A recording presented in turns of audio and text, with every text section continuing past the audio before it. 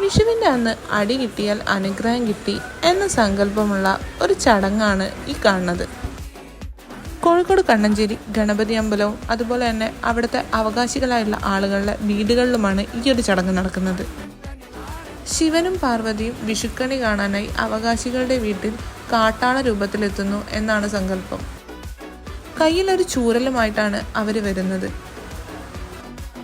പോകുന്ന വഴിയിൽ തടസ്സമായി നിൽക്കുന്നവരെ ആ ചൂരൽ കൊണ്ട് തല്ലും.